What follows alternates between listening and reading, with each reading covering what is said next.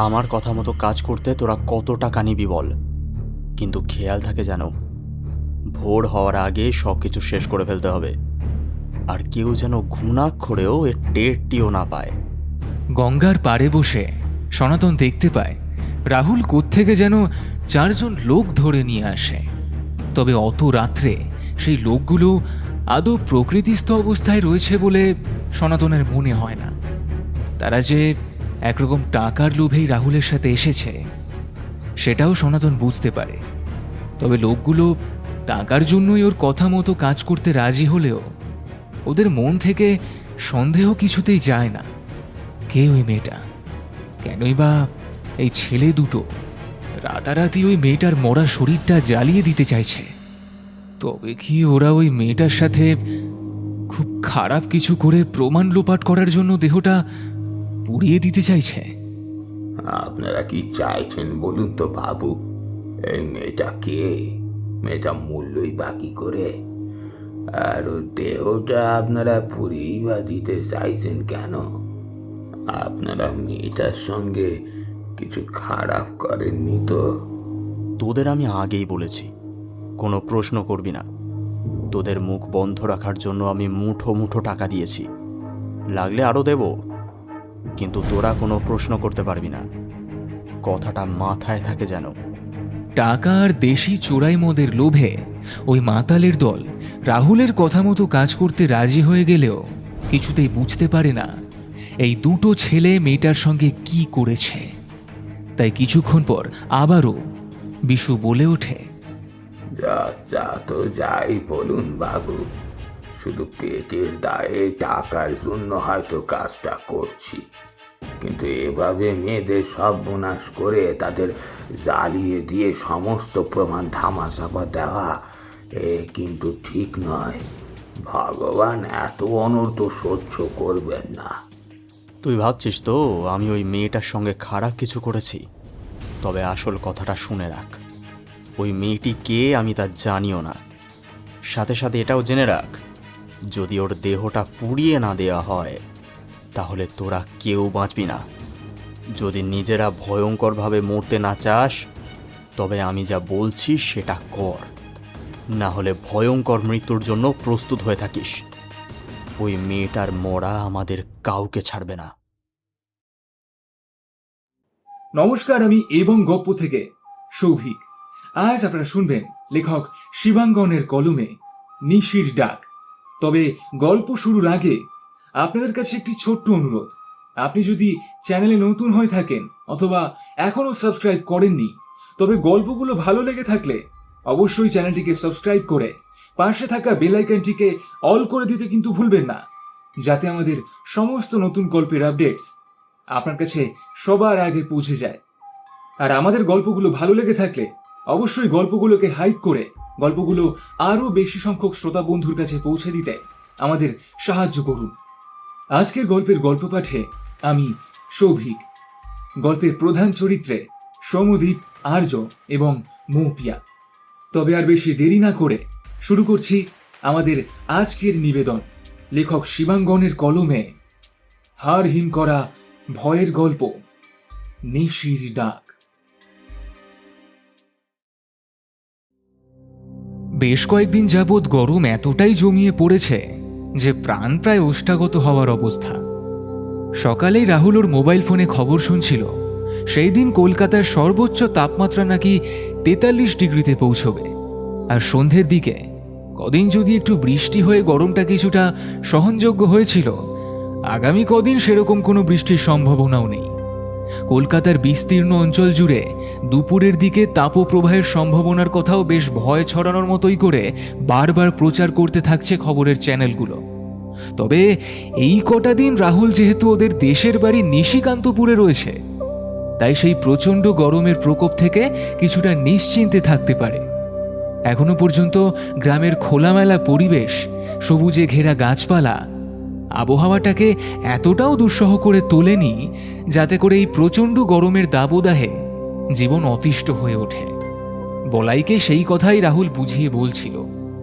জানিস বলাই, তোদের মনে সবসময়ই একটা ধারণা কাজ করে গ্রামের থেকে শহরের জীবনযাত্রা অনেক উন্নত।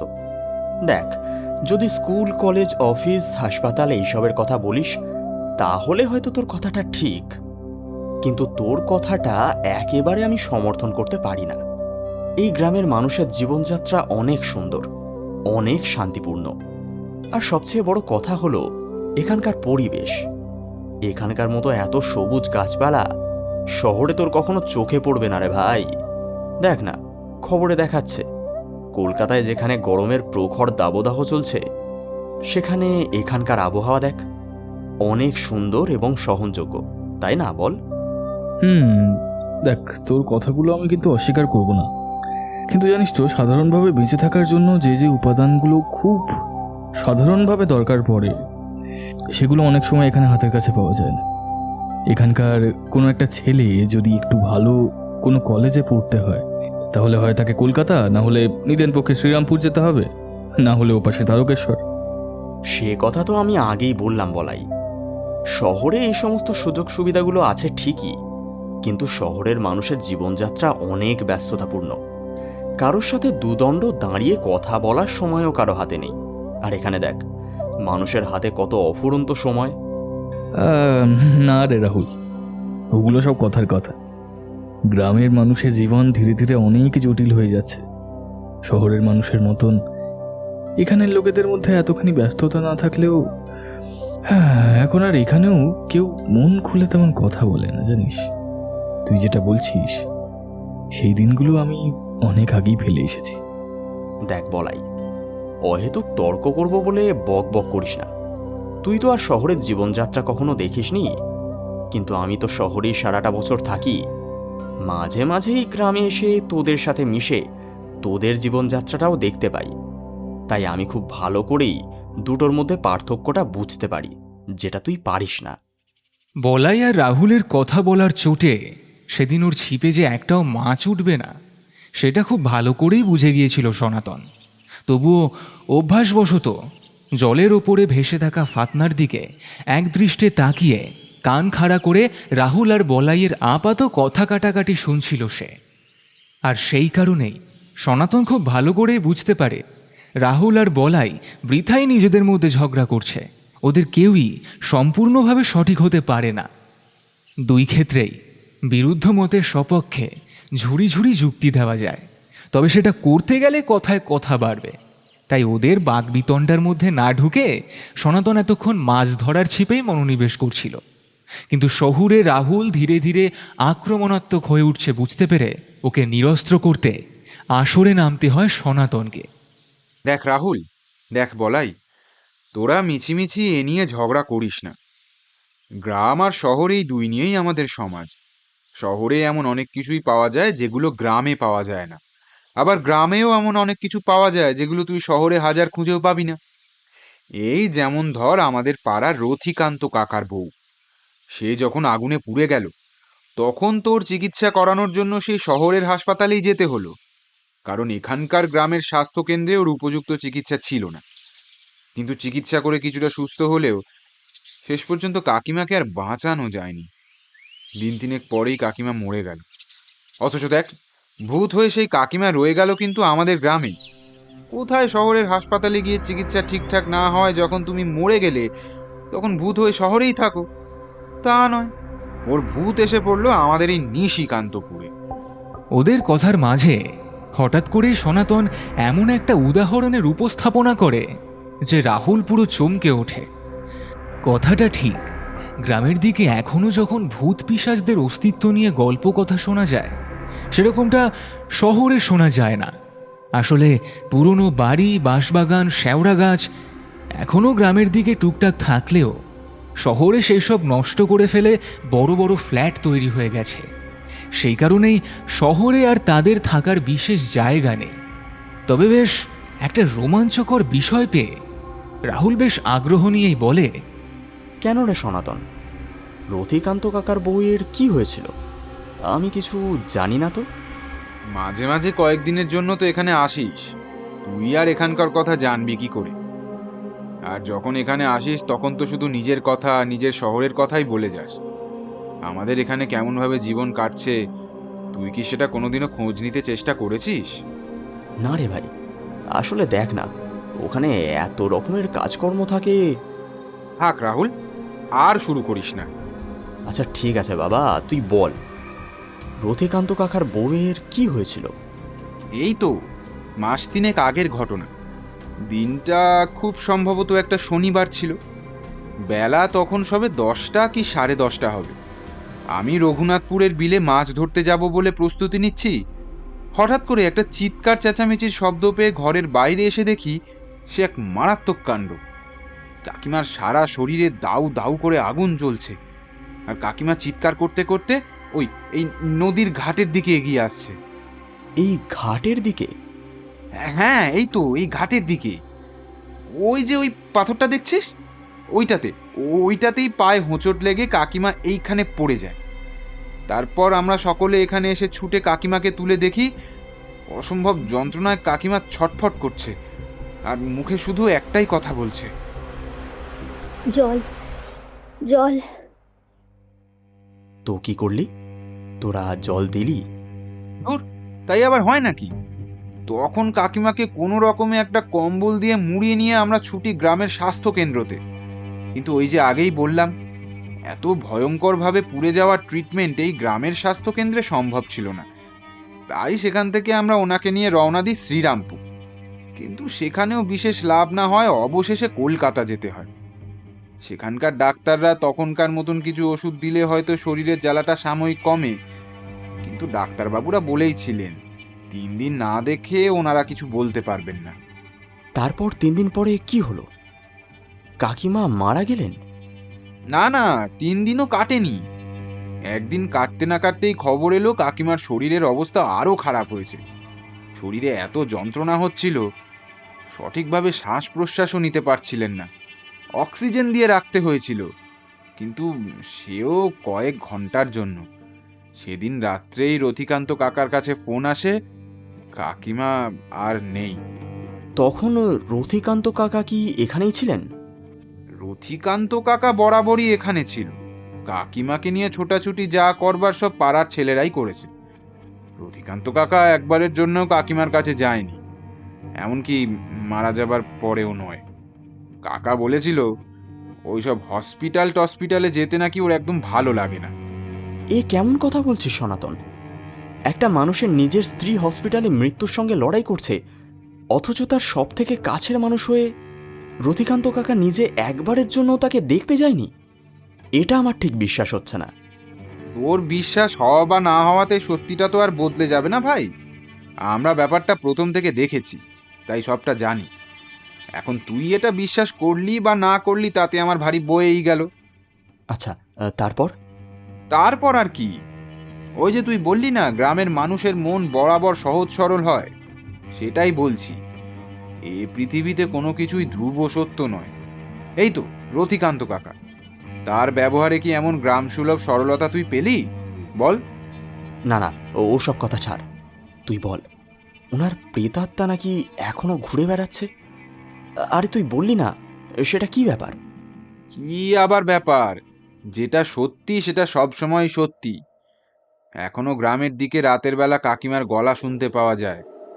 তুই তো আর ব্যাপারগুলো জানিস না, তাই বলে রাখছি। যদি রাতের বেলা কাকিমার গলা শুনতে পাস, তোর নাম ধরে ডাকতে, ভুল করেও কিন্তু দরজা খুলে বাইরে আসিস না, তাহলেই কিন্তু সর্বনাশ। মানে? মানে আর কি, বুঝতে পারছিস না কেন? ওটা আসলে নিশির ডাক। কাকিমার প্রেতকে নিশি ধরেছে। এই তো সপ্তাহ 2 আগে বৈদ্যনাথ সামন্ত নাতি মাঝরাতে কাকিমার গলা শুনতে পায়। বলু, এই বলু। কাকিমার ডাক শুনে সামন্ত দাদুর নাতি সজাগ হয়ে গেলেও সাড়া দেয় না। বিছানায় শুয়ে শুয়ে কান খাড়া করে সেই গলা শুনতে থাকে। বলু দাদা বাবু, ও বলু দাদা বাবু, একটিবার উঠে এসো না বাবা। গোয়াল ঘরের থেকে গরুগুলো নড়াচড়ার শব্দ পাচ্ছি। এই এত রাতে তো ওরা এত নড়াচড়া করে না। মনে হয় গোয়াল ঘরে সাপ ঢুকেছে। একটু দেখো না দাদা বাবু। বলু আমাদের পরে বলেছিল। প্রথম দিকে ওর কিছুটা সন্দেহ হলেও কিছুক্ষণ পরেও সেই গলাটা চিনতে পারে। ওর পরিষ্কার মনে হয়েছিল গলাটা ওদের বাড়ির রঘু গোয়ালার স্ত্রী মালতীর। আর একটু কান পাতলেও গরুগুলোর গলায় ঘন্টা বাঁধার শব্দও শুনতে পায়। তখন আর মনে কোনো সংশয় থাকে না যে ওকে মালতী গোয়ালিনী ডাকছে। আর সেই মতোই রাতের পরোয়া না করে বলু ওর ঘর থেকে বেরিয়ে আসে। কিন্তু আশ্চর্যের ব্যাপার হলো, গোয়ালে গিয়ে দেখে যে সেখানে সব কিছুই দিব্যি আছে, কোথাও কোনো সমস্যা নেই। আর ঠিক তখনই নাকি ও দেখতে পায় গোয়ালের পিছন দিকে পুকুরের পাড়ে একজন ভদ্র মহিলা দাঁড়িয়ে রয়েছে। তাকে দেখতে অনেকটা মালতী গোয়ালিনীর মতনই মনে হয় বলু। আর সেই ভদ্র মহিলা বলুকে হাত ছানি দিয়ে নিজের কাছে ডাকলে বলু প্রায় অন্ধের মতনই সেদিকে এগিয়ে যায়। তারপর তারপর বলুর কি হলো? ওকে কি সেই নিশি ধরতে পেরেছিল? পেয়েছিস নাকি? ধরতে পারলে ওকে জ্যান্ত ছাড়তো। এর আগে যতজনই সেই নিশির হাতে পড়েছে কেউ কি আর বেঁচে ফিরেছে নাকি? নেহাত বলুর কপালে বাঁচা ছিল, তাই ওকে পুকুরের দিকে এগিয়ে যেতে ও দাদু দেখে ফেলে। সেই তখন কোনো মতে ছুটে গিয়ে যখন বলুকে পিছন থেকে টেনে ধরে, তখন সে দেখে বলু পুরো একটা ঘোরের মধ্যে রয়েছে। পরিস্থিতি এমন হয় বলু তখন নিজের দাদুকেও চিনতে পারছে না। তারপর বেশ খানিকক্ষণ সময় গেলে বলু ধীরে ধীরে ধাতস্থ হয়। এর মধ্যে বাড়িতে খবর রটে যেতে অনেকেই সেখানে গিয়ে ভিড় জমায়। তারপর বলু সুস্থ হয়ে বলেছিল ঘুমের ঘোরে ওই মালতী গোয়ালিনীর ডাক শুনতে পাওয়ার পর থেকেই তার সাথে আর কি কি ঘটেছে তার কিছু মনে নেই। তাহলে বুঝে দেখ সেই নিশি কতটা ভয়ঙ্কর। এখন গ্রামের লোকেরা মোটামুটি জেনে যাওয়ায় এই নিয়ে আর বেশি মাতামাতি করে না, রাত্রে কেউ ডাকলে সাড়াও দেয় না। কিন্তু তুই তো আজই এখানে এসেছিস, তুই এই ব্যাপারগুলো জানিস না, তাই তোকে সাবধান করে দিচ্ছি। রাত্রে কোনো মহিলার গলার ডাক শুনলে কিন্তু ভুল করেও ঘর থেকে বেরোস না। সেটা কিন্তু ওই কাকিমার সেই নিশিপ্রেত হতে পারে। সনাতন যখন কথাগুলো বলছিল তখনও নিজেও বুঝতে পারে রাহুল ভেতরে ভেতরে বেশ ভয় পেয়েছে। আর সেই কারণেই সুযোগ বুঝে সনাতন ওর হাতের শেষ তুরুপের তাসটা ছাড়ে। জানিস তো রাহুল, সেদিনের কথা মনে পড়লে আজও ভয় আমার গা শিউরে ওঠে। এই তো ঠিক তুই যেখানটায় দাঁড়িয়ে আছিস সেখানটাতেই কাকিমার দেহটা পড়েছিল, পুরো পুড়ে যাওয়ার যন্ত্রণায় ছটফট করছিল। আমরা ঠিক এইখান থেকেই কাকিমার দেহটা তুলে নিয়ে গিয়েছিলাম। সনাতন কথাটা বলার সাথে সাথেই তড়াক করে উঠে দাঁড়ায় রাহুল। একটু থেমে এদিক ওদিক তাকিয়ে দেখে বলে, আমি এখন আসছি রে, সন্ধে হতে চলল। মা বলেছিল তাড়াতাড়ি বাড়ি ফিরে আসতে। এদিকে কথা বলতে বলতে অনেকটা দেরি হয়ে গেল। আমি এখন আসছি, পরে আবার দেখা হবে। এই কথা বলে হনহন করে হাঁটা দেয় রাহুল।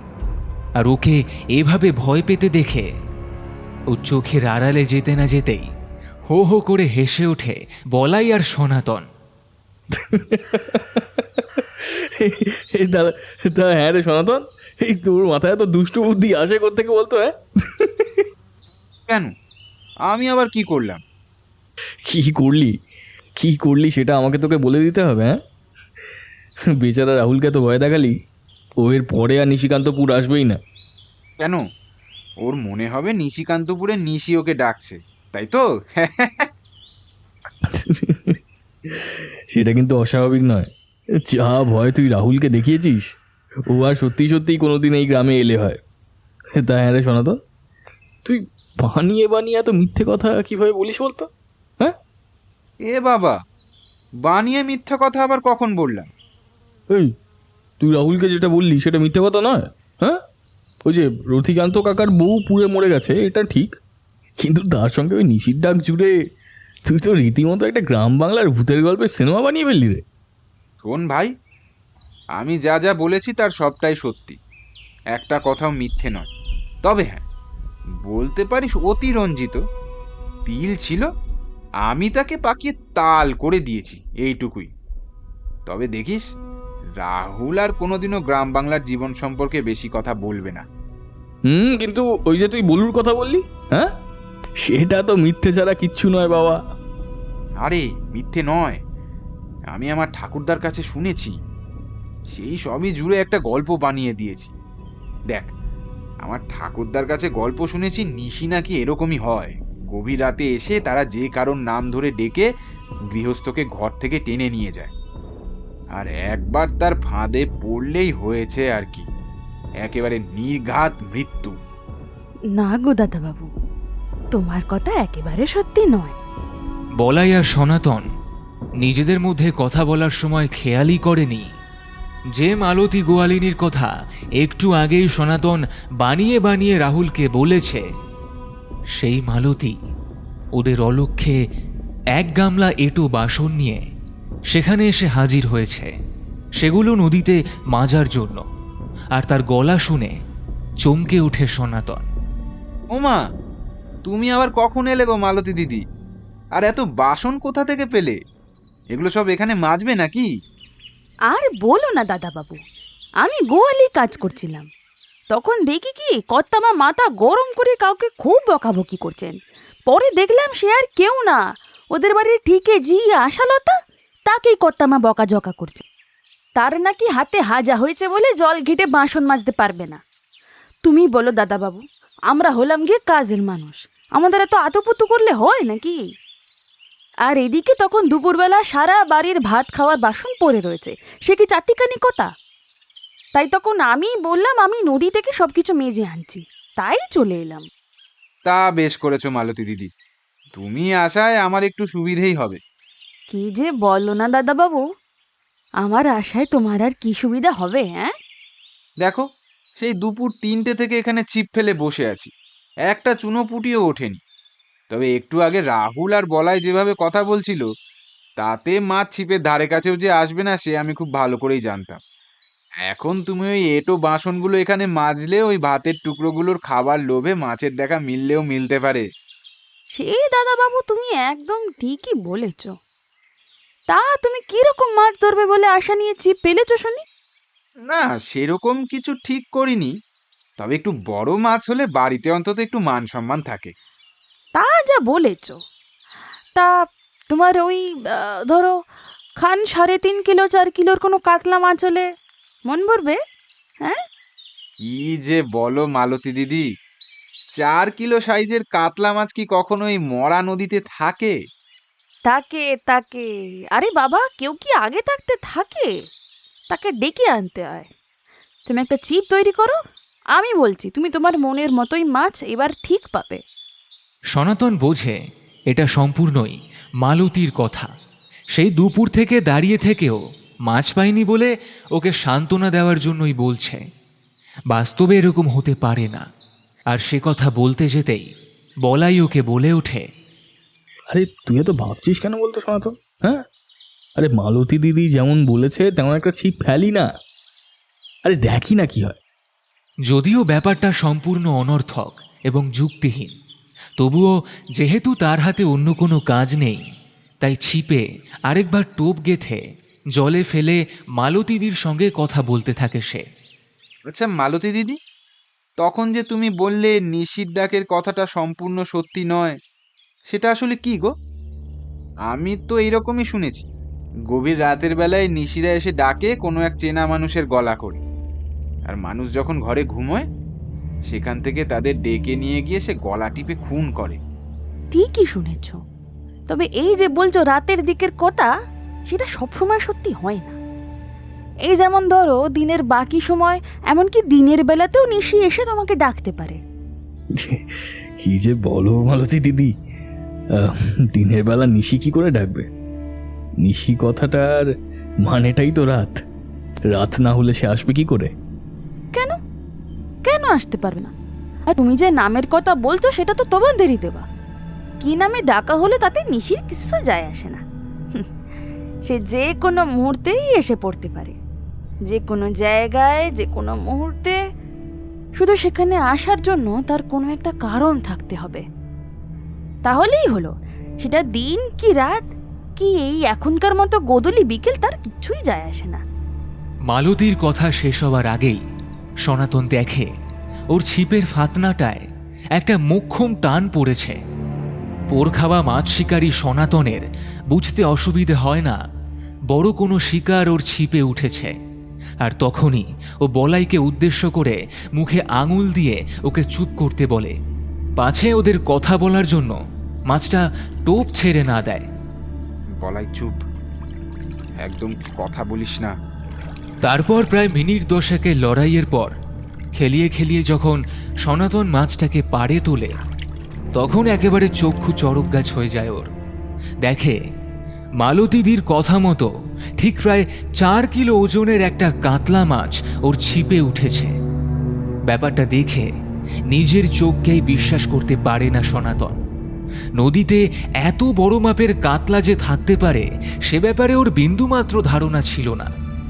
আর ঠিক সেই কথাই যখন ও মনে মনে ভাবছে, তখন শুনতে পায় মালতীদির গলা।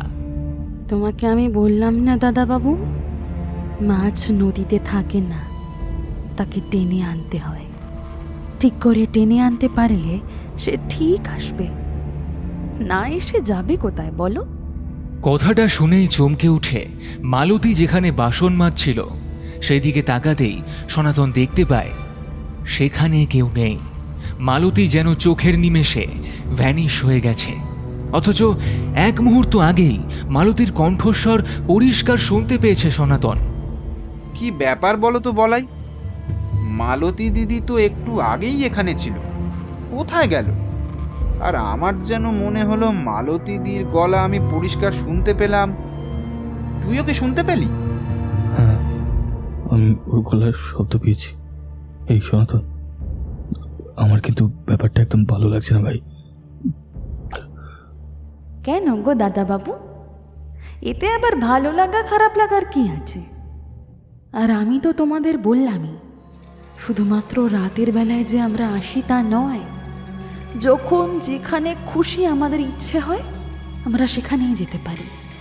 সেটা দিনে হোক কি দুপুরে কি বিকেলে, আমাদের যাওয়া আসায় কোনো প্রতিবন্ধকতা নেই। এবার বলাই আর সনাতন কারুরই বুঝতে অসুবিধা হয় না। একটু আগে অবধি মালতী দিদি যেখানে দাঁড়িয়ে কথা বলছিল, এখনো গলাটা সেই দিক থেকে ভেসে এলেও সেই দিকে তাকিয়ে কাউকে দেখতে পায় না ওরা। শুধু শুনতে পায় মালতীদির গলায় একটা বিকট হাসির শব্দ।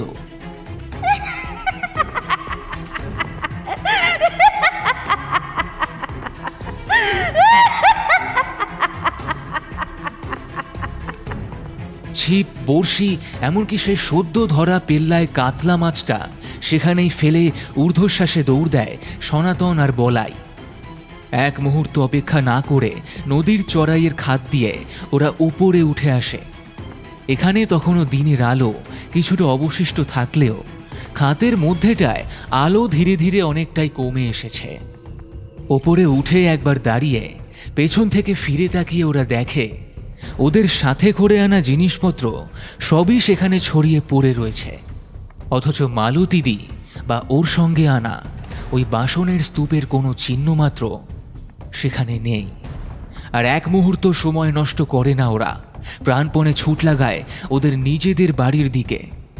আর ঠিক তখনই ওদের সাথে দেখা হয়ে যায় ওদের গ্রামের স্কুলের অঙ্কের মাস্টারমশাই কানাইলাল বাবুর সঙ্গে।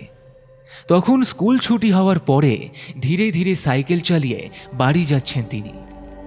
তুই বলাই আর তুই সনাতন না? এমন ঊর্ধ্বশ্বাসে ছুটতে ছুটতে কোথায় যাচ্ছিস তোরা? এমন তালকানার মতো রাস্তা দিয়ে ছুটছিস, যে কোনো সময় তো গাড়ি ধাক্কা খাবি। না মানে স্যার, আসলে ওই আমাদের একটু তাড়া ছিল কি না, তাই। তারা? কিসের তারা? এমন কি তারা তোদের থাকতে পারে? হ্যাঁ, যেরকম উদ্ভ্রান্তের মতো রাস্তা দিয়ে ছুটছিস।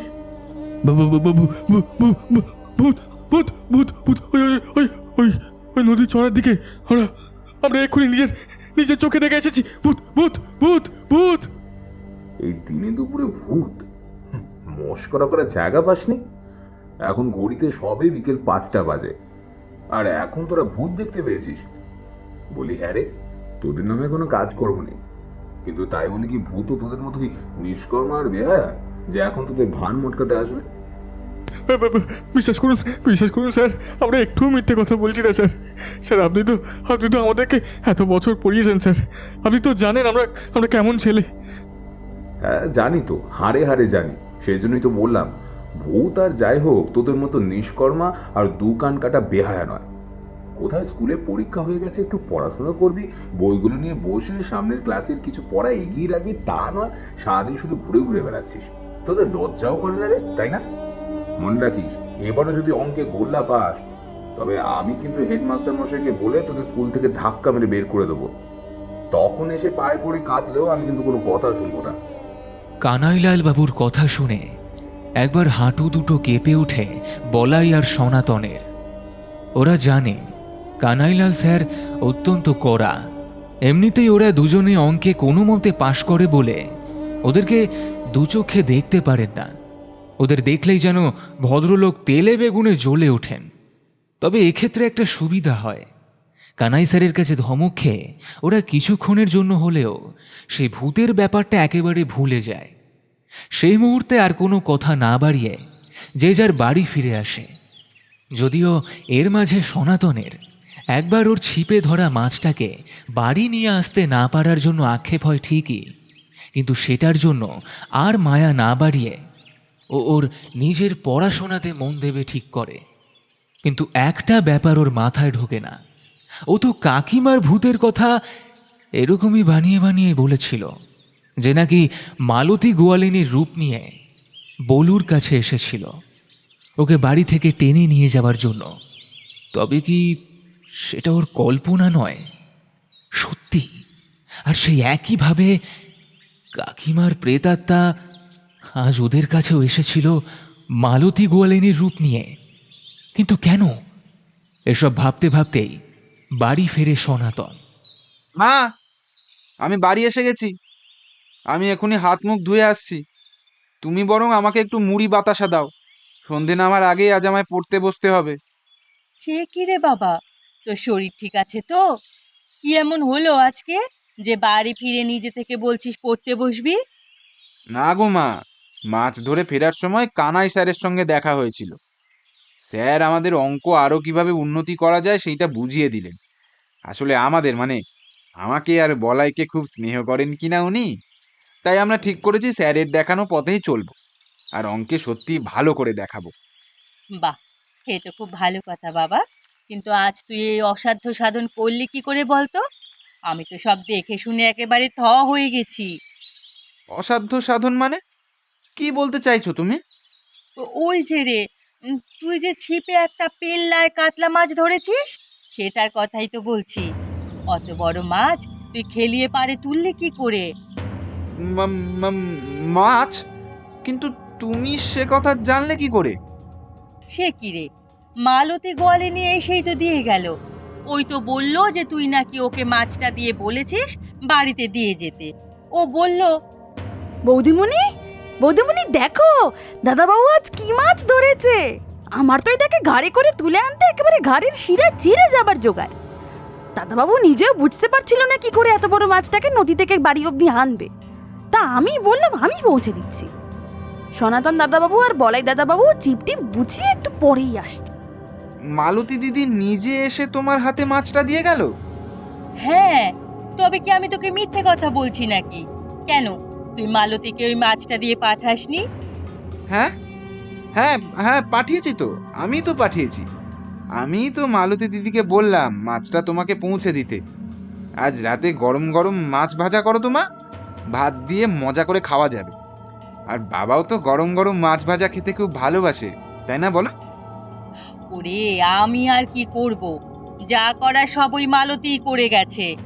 মাছটা এনে এই উঠোনে ফেলে বলে কি জানিস? বৌদিমণি, তুমি তো এত বড় মাছটাকে কাটতে পারবে না। দাও দেখি তোমার আঁশমটিটা দাও, আমি মাছটা কেটে কুটে ধুয়ে দিয়ে যাই। জানিস বাবু, ওরা তো খুব গরিব মানুষ, দিন আনতে পান্তা পুরোয়। আমাকে খুব সম্মান করে, খালি বৌদিমণি বৌদিমণি করতে থাকে। ও নিজে থেকেই তো সব কাজগুলো করে দিল। কিন্তু ও যখন মাছটা কাটছিল তখন ওর চোখে সেটার প্রতি একটা লোভ দেখেছি আমি, তাই ওখান থেকে 4টে টুকরো ওকে দিয়েছি নিজের বাড়িতে গিয়ে ভেজে খাওয়ার জন্য। আর তাতেও এত খুশি হলো যে আমাদের মাছগুলো শুধু কেটে ধুয়েই ক্ষান্ত হলো না, ঝটপট করে সব ভেজেও ফেললো। বাপ রে বাপ, আমি শুধু দাঁড়িয়ে দাঁড়িয়ে দেখছি যে কিভাবে ও সব কিছু করে ফেললো প্রায় চোখের নিমেষে। তারপর ওর নিজের ভাগের মাছগুলো নিয়ে এই তো কিছুক্ষণ আগেই বাড়ি গেল। মায়ের কাছে সবকিছু শুনে সনাতনের বুঝতে কোনো অসুবিধা হয় না যে কোনো কিছুই ঠিকঠাক নেই। এই মালতীদির ব্যবহারে কিছু একটা অস্বাভাবিক ঘটনার কথা ও বুঝতে পারলেও ও যেন কিছুতেই নিশ্চিত হতে পারে না। তবে ওর মাকে কোনো রকম সন্দেহ করার সুযোগ না দিয়ে সনাতন একদম স্বাভাবিকভাবেই বাইরের কলতলা থেকে হাত মুখ ধুতে চলে যায়। আর সাথে সাথেই ওর মাও রান্নাঘরে নিজের কাজে ব্যস্ত হয়ে পড়েন। এদিকে ততক্ষণে সন্ধ্যা নেমেছে। পাশের বাড়ির বিনোদের মা শঙ্খ বাজিয়ে তুলসীতলায় সন্ধ্যা দিলে সনাতন নিজের ঘরের মধ্যে ঢুকে এসে পড়তে বসে যায়। অঙ্কগুলো বারবার কষে সেগুলোকে রপ্ত করতেই হবে, না হলে সামনের পরীক্ষায় কম নম্বর পেলে কানাই স্যার যে ওদের এক চুলো রেয়াত করবেন না এখানে সনাতন খুব ভালো করেই জানত। তাই ধীরে ধীরে ও ওর অঙ্কের অনুশীলনের মধ্যেই ঢুকে পড়ে। অঙ্কের খাতা থেকে মুখটা তুলে জানলার দিকে তাকায় সনাতন। ও পরিষ্কার বুঝতে পারে জানলার বাইরে কেউ একজন এসেছে আর খুব আস্তে আস্তে জানলায় টোকা দিয়ে ওকে ডাকছে। তবে একবার টোকা দেওয়ার পরে আর টোকা নয়, বেশ চাপা গলায় সনাতনের নাম ধরে ডাক শুনতে পায়। ও বুঝতে পারে বলাই খুব চাপা গলায় সনাতনকে ডাকছে। সনাতন, সনাতন, এই এই জানলাটা একবার খুলতো, খুব খুব দরকার আছে। এখন আমায় বিরক্ত করিস না বলাই, আমি এখন পড়তে বসেছি, তুইও যা গিয়ে পড়া কর। এবারেও অঙ্কে কম নম্বর পেলে না কানাই স্যার কিন্তু সত্যি সত্যিই আমাদের স্কুল থেকে বের করে দেবেন, সেটা মাথায় রাখিস। সেসব কথা পরে হবে সনাতন, আমি আমি এখন তোকে যেটা বলতে এসেছি। কি ব্যাপার বলতো, কি হয়েছে? আমার আমার কিন্তু খুব ভয় করছে ভাই।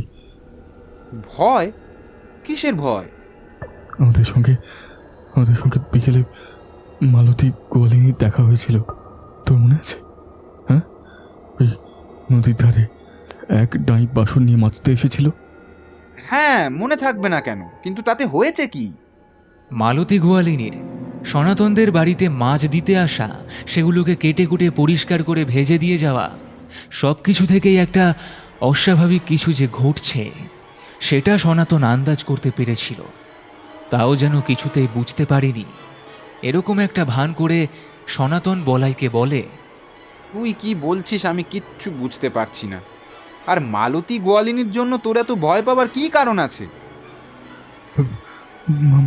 মালতী দিদি দুপুরে মারা গেছে সনাতন। হ্যাঁ, দুপুরে মারা গেছে মানে? হ্যাঁ রে, আমার বাবা নিজের চোখে দেখেছে। আজ তো শনিবার, বাবা নবাবগঞ্জের হাটে যাচ্ছিল, তো নদী পার হওয়ার জন্য নৌকায় উঠে বাবা মালতী দিদিকে নৌকায় দেখেছিল। সেখানে বাবা মালতী দিদিকে জিজ্ঞেস করে, আরে মালতী, তুই এখানে কি করছিস? এই যে দাদাবাবু, নবাবগঞ্জে আমার বড় ভাইয়ের বাড়ি, তো ওর ছেলের আজ জন্মদিন। ছেলেটা আমার বড় ন্যাওটা, তাই ভাবলাম যাই জন্মদিনের দিন একবার দেখা করে আসি। বাহ, খুব ভালো কথা, বেশ করেছিস। ওকে দেব দেব করে অনেক দিন ধরে একটা রূপোর হার গড়িয়ে রেখেছি, আর দেওয়া হয়ে ওঠেনি, তাই ভাবলাম যাই দিয়ে আসি।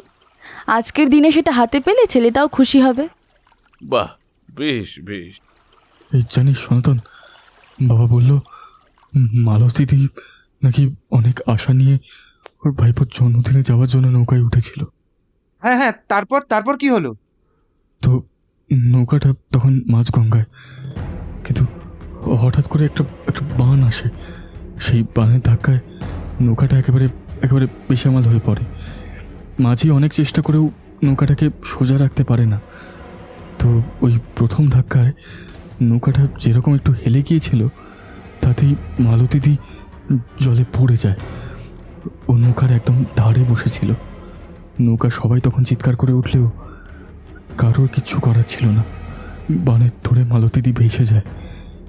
বাবা বলছিল কয়েকবার মাত্র ওর হাত দুটো বাঁচার জন্য জলের ওপরে উঠলেও কোনো কিছুই করা যায় না। বানের সাথে লড়াই করা তো আর মুখের কথা নয়।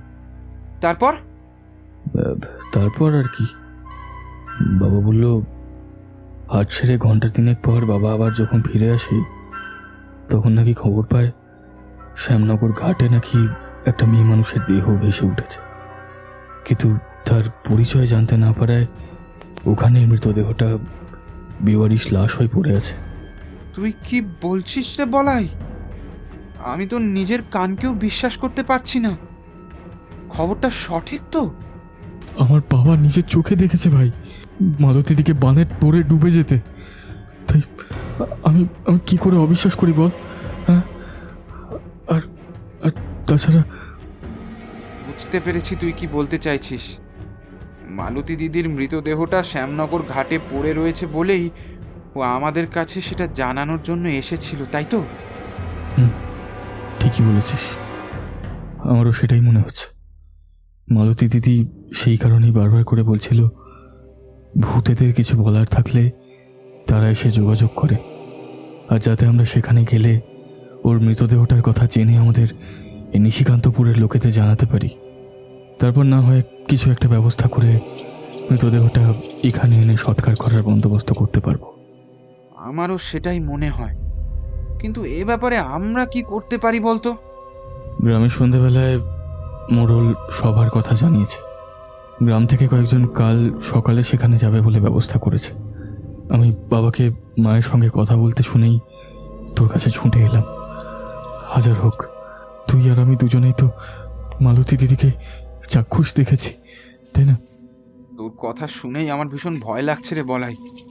কিন্তু একটা কথা বল, এখন তো সন্ধে নেমে গেছে, তুই এখন আমাদের বাড়ি অবধি এলি যে, তোর ভয় করলো না? কি রে বলাই, তুই চুপ করে গেলি যে? তোর ভয় করলো না? তোর বাড়ি থেকে আমাদের বাড়ি আসতে মাঝেই তো একটা বাঁশ বন পড়ে, সেটা পার করে তুই এলি কি করে? বলাই, এই বলাই, এই কথার উত্তর দিচ্ছিস না কেন? দেখেছো তো দাদাবাবু, তোমাদের কত করে বললাম, নিশি যে শুধুমাত্র রাতে ডাকে তাই নয়, দিনে দুপুরে সন্ধ্যায় যখন ইচ্ছে নিশি ডাকতে পারে। যখন তার তোমাদের কিছু বলার দরকার হয় তখনই সে যে কোনো রকমের রূপ নিয়ে আসে, যে কোনো গলা ধরে তোমাদের ডেকে তার কাছে নিয়ে যেতে পারে। এবার মাথায় ঢুকেছে তো আমার কথাটা? সনাতনের তখন আর বুঝতে কিছুমাত্র বাকি নেই। সনাতন বুঝতে পারে ওর মাথাটা বন বন করে ঘুরছে। মালতী দিদির গলাটা শোনা মাত্রই নিজের মেরুদণ্ড পেয়ে একটা কনকনে শীতল স্রোত বয়ে যায় সনাতনের।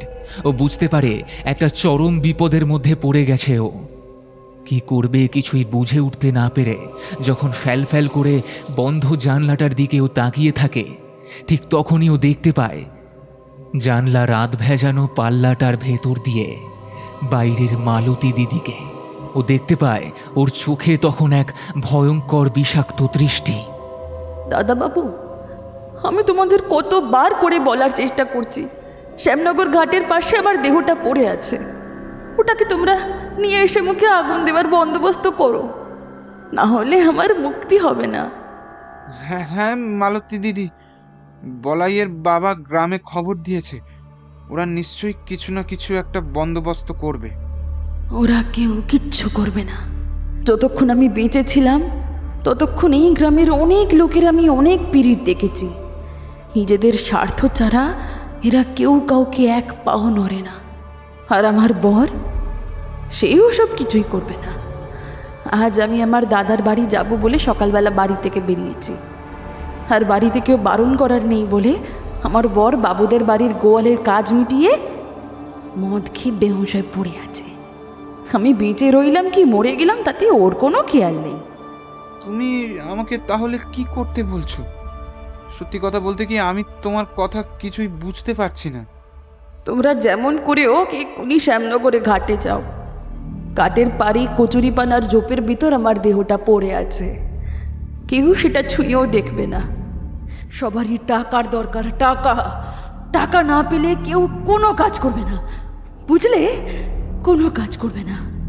কিন্তু আমাদের কাছে তো সেরকম টাকা নেই। আর তাছাড়া শ্যামনগর এখান থেকে অনেক দূর। এখন তো রাত নেমেছে, আমরা কি করব? সে আমার জানার দরকার নেই। তোমরা কি করবে সেটা তোমাদের ব্যাপার।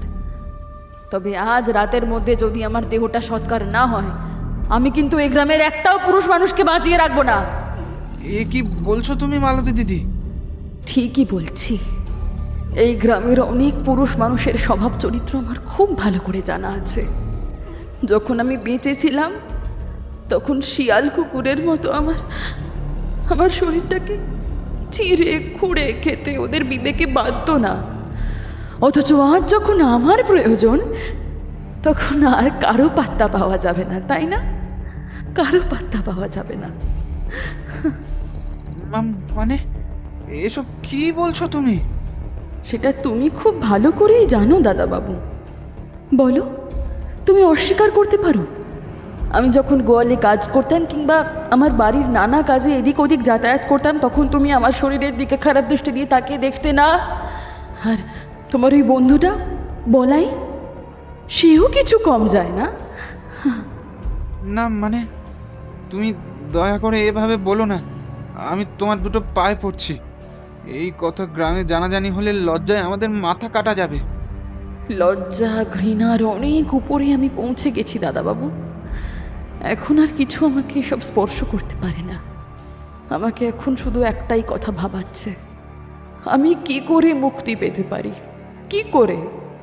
সনাতন বুঝতে পারে ওই পরিস্থিতিতে সত্যি ওর হাত পা বাঁধা। অসহায়ের মতো দাঁড়িয়ে থাকলে সময় নষ্ট ভিন্ন আর কিছু হবে না।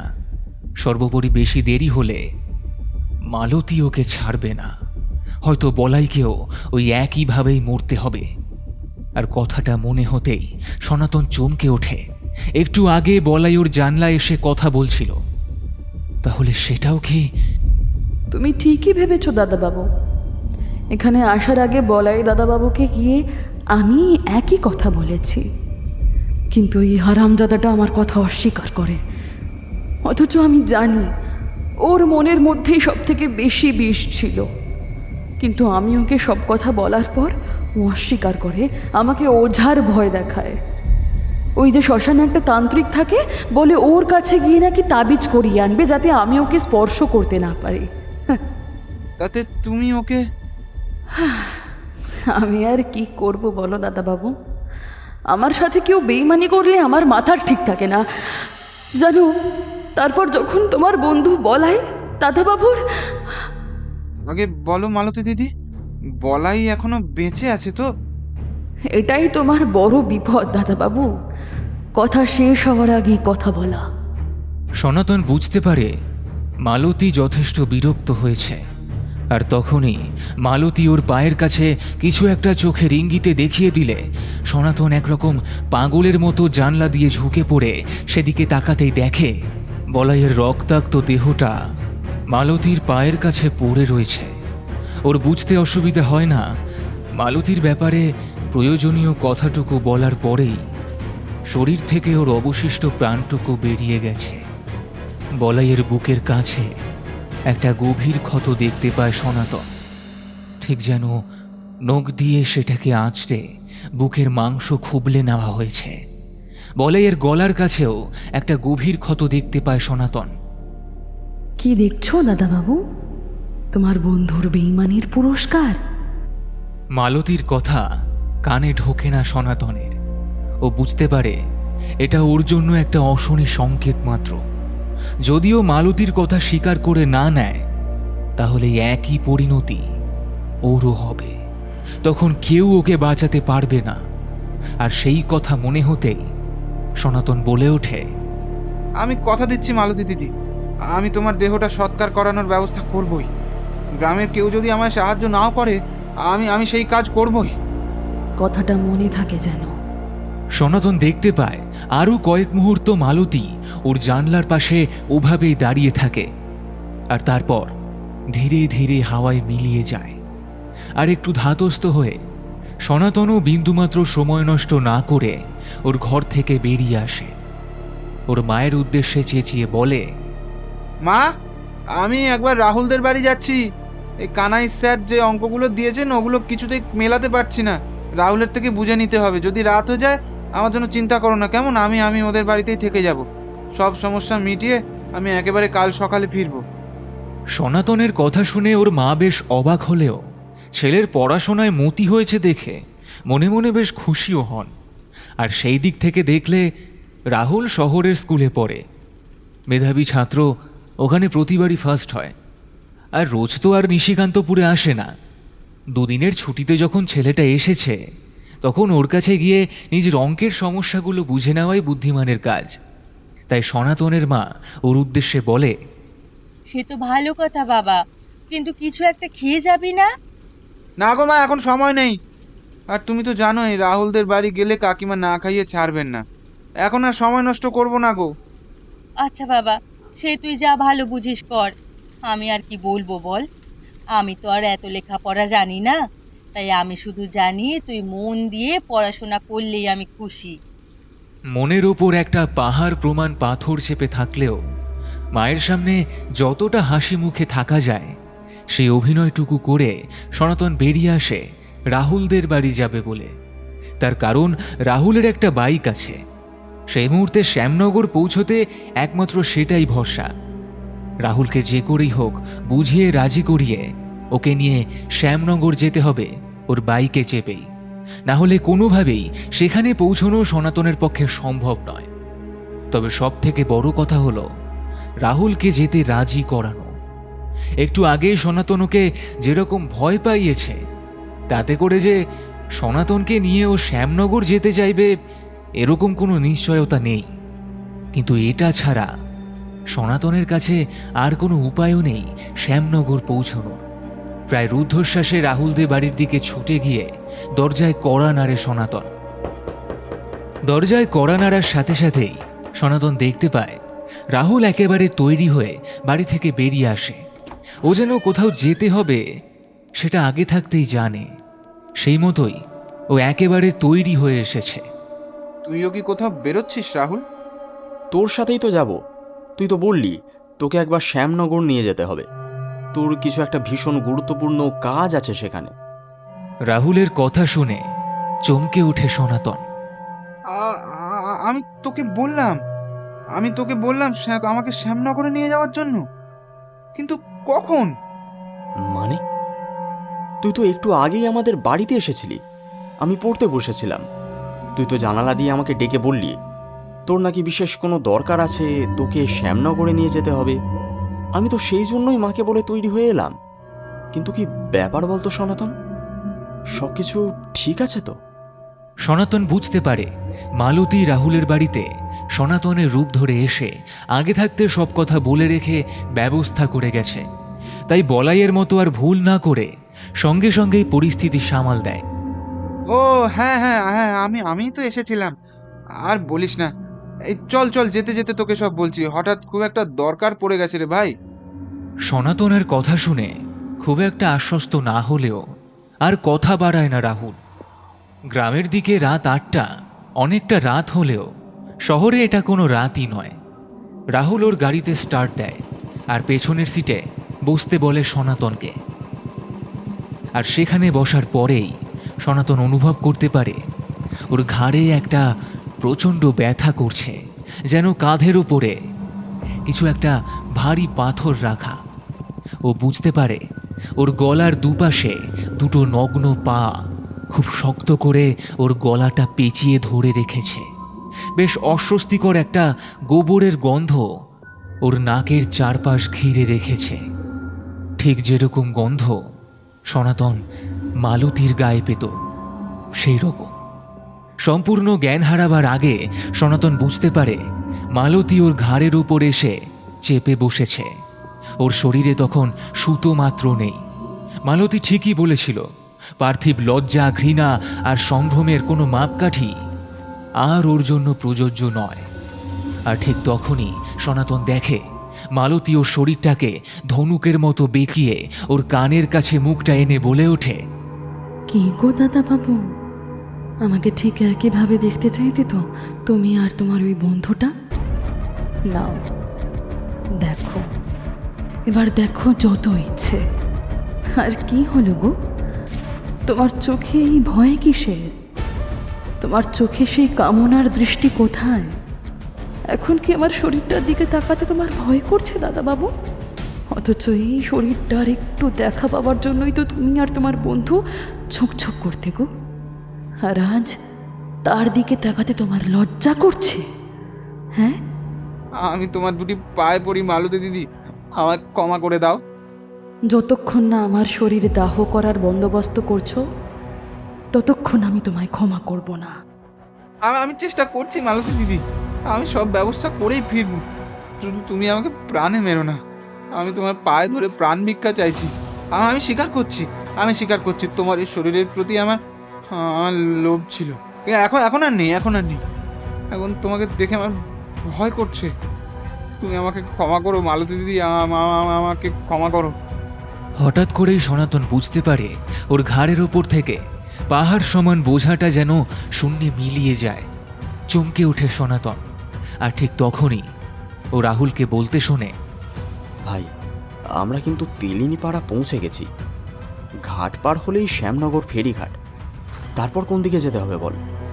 গাড়ি চলতে শুরু করলে সনাতন একটা ঘোরের মধ্যে চলে যায়। তাতে মাঝের পথও কিছুই বুঝতে পারে না। রাহুলের কথার উত্তরে জড়ানো গলায় সনাতন উত্তর দেয়, আর কোনো দিকে নয়, গঙ্গার ঘাটেই আমাদের যেতে হবে। গঙ্গার ঘাটে? কেন, সেখানে কি আছে? সত্যি করে বলতো ভাই, ব্যাপারটা ঠিক কি? রাত 10:30টার শেষ নৌকোটা যখন তেলিনীপাড়া ঘাট ছেড়ে মাঝগঙ্গার দিকে এগিয়ে যায়, তখন তাতে যাত্রী বলতে হাতে গোনা জনা পাচেক। রাহুল আর সনাতন ছাড়া তাতে এপাশের চটকলের কিছু কর্মী, যারা তাদের রোজগারের ডিউটি শেষ করে বাড়ি ফিরছে। তারা নিজেদের মধ্যে কথা বলতেই ব্যস্ত। রাহুলের বাইকটা ধরাধরি করে ওরা নৌকোর মাঝে তুলে দিয়ে একেবারে পেছনের দিকটা এসে বসে। আর সনাতন দেখতে পায় নৌকোর একেবারে সামনের দিকে একটা কালো নগ্ন ছায়ামূর্তি দাঁড়িয়ে আছে। আর সে এক দৃষ্টে সনাতনের দিকে তাকিয়ে, সেই তীক্ষ্ণ বিষাক্ত দৃষ্টি দিয়ে সনাতন বুঝতে পারে ওর অনুরোধে মালতী ওর ঘাড় থেকে নেমে গেলেও ওপর থেকে দৃষ্টি এক মুহূর্তের জন্য সরায়নি। আর তখনই পুরো ব্যাপারটা সংক্ষেপে ও রাহুলকে জানায়। সাথে সাথে এটাও জানায় ওর এই শ্যামনগরে আসার উদ্দেশ্য একটাই, শ্যামনগরের গঙ্গার পাশে পড়ে থাকা বেওয়ারিশ মৃতদেহটা শনাক্ত করে সেটাকে দাহ করার ব্যবস্থা করা। না হলে মালতী মুক্তি পাবে না। আর যদি সেটা হয় তবে বলাইয়ের মতো সনাতনকেও মরতে হবে। সাথে সাথে নিশিকান্তপুরের কোনো মানুষই সুরক্ষিত থাকবে না। মালতী নিজের কষ্টের প্রতিশোধ নিশিকান্তপুরের সেই প্রত্যেকটা মানুষের ওপর দিয়ে একেবারে উসুল করে নেবে, যারা ওর সাথে কোনো না কোনোভাবে বেইমানি করেছে। কিন্তু তুই যা বলছিস, সেটা করতে গেলে আমরা অনেক রকম বিপদে জড়িয়ে পড়তে পারি। লোকে ভাবতেই পারে আমরাই ওকে খুন করে ওর শরীরটা জ্বালিয়ে দিচ্ছি। আমি কিছু জানি না রাহুল, তুই যা ব্যবস্থা করার হয় কর, কিন্তু মনে রাখিস, আমাদের কাজ সম্পূর্ণ না হলে কিন্তু আমরা ফিরতে পারবো না। সনাতনের কথা শুনে রাহুল বুঝে নেয় সনাতন যতটুকু করার করেছে, এরপর ও অসহায়। তাই এবার যা করতে হবে রাহুলকেই করতে হবে। কোথাও উপস্থিত বুদ্ধি, কোথাও টাকার প্রলোভন, আবার কোথাও হয়তোবা ওর বাবার উচ্চপদের সরকারি চাকরির ভয় দেখিয়ে ওকে পরিস্থিতি নিজের অনুকূলে আনতে হবে। এক কথায় শহুরে বুদ্ধি প্রয়োগ না করলে এই জটিল পরিস্থিতি থেকে উদ্ধার পাওয়া একরকম অসম্ভব। তাই সনাতনের থেকে পরিস্থিতি নিজের হাতে তুলে নেয় রাহুল। আর সনাতন নদীর পাড়ে চুপ করে বসে অবাক বিস্ময়ে দেখতে থাকে রাহুল কিভাবে পরিস্থিতিটা সামলাচ্ছে। রাত তখন প্রায় 2টো। এদিক ওদিক থেকে কাঠের টুকরো জোগাড় করে এনে শ্মশানের এক প্রান্তে একটা চিতা সাজিয়ে তাতে মালতীর দেহটা রেখে তাতে আগুন দেয় সনাতন। ভিজে কাঠে আগুন কম হয় আর ধোঁয়া হয় বেশি। চোখগুলো চিরচিরে জ্বালা করে ওঠে রাহুলের। তবুও ও দেখে সনাতন সেই ধোঁয়ার কুণ্ডলীর মধ্যে একা দাঁড়িয়ে মালতীর মৃতদেহটার দিকে তাকিয়ে রয়েছে। রাহুল বুঝতে না পারলেও সনাতন জানে ওই ধোঁয়ার সাথে সাথে অনেক সত্য আকাশের দিকে বিলীন হয়ে যাচ্ছে। যেগুলো সনাতনের জীবনটাকেও দুর্বিষহ করে তুলত। এটা না হলে হয়তো বলাইয়ের মতো ভয়ঙ্কর মৃত্যু যন্ত্রণা ওকে পেতে হতো না, কিন্তু ওর কষ্টটা হতো তার থেকেও ভয়ঙ্কর, যা মালতীর সাথে সাথে শেষ হয়ে গেল। আর সনাতনের জন্য মালতী রেখে গেল একটা সুস্থ স্বাভাবিক জীবন। মালতী নিজে মরে সনাতনকে একটা জীবন দিয়ে গেল। এইসব ভাবতে ভাবতেই জ্বলন্ত চিতার দিকে তাকিয়ে থাকে সনাতন, আর ওর চোখগুলো জলে ভরে আসে। কিরে সনাতন, বন্ধুকে ফেলে এখানে এসে কি করছিস? আমাকে ছাড়া একা একা থাকতে তোর ভালো লাগবে? হ্যাঁ? হঠাৎ করে পেছনে বলাইয়ের গলাটা শুনতে পেয়ে চমকে ওঠে সনাতন। পেছনে ফিরে দেখে কিছুটা দূরে বলাই দাঁড়িয়ে, মুখে সেই ওর স্বভাবসিদ্ধ হাসি। ক্ষণিকের মধ্যেই সনাতন বুঝতে পারে এটা ওর নতুন জীবন নয়, নতুনভাবে তিলে তিলে মৃত্যুর প্রহর গোনার শুভারম্ভ।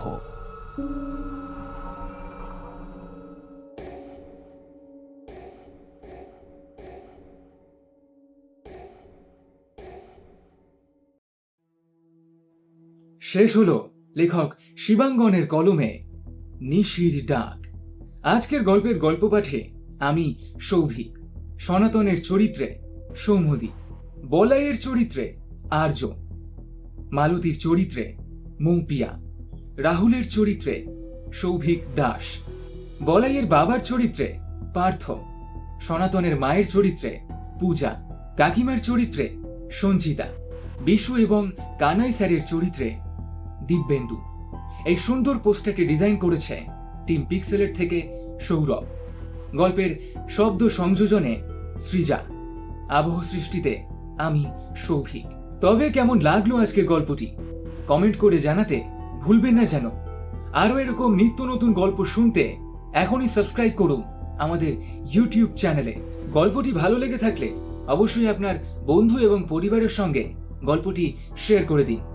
আরও এরকম নিত্য নতুন গল্প শুনতে এখনই সাবস্ক্রাইব করুন আমাদের ইউটিউব চ্যানেলে এবং পাশে থাকা বেল আইকনটিকে অল করে দিতে কিন্তু ভুলবেন না, যাতে আমাদের সমস্ত নতুন গল্পের আপডেটস আপনার কাছে সবার আগে পৌঁছে যায়। তবে আর চলি, ফিরে আসবো আরও একটি নতুন এবং রোমাঞ্চকর গল্প নিয়ে। ততক্ষণ ভালো থাকুন, সুস্থ থাকুন এবং শুনতে থাকুন রহস্য, রোমাঞ্চ, থ্রিলার এবং গল্প।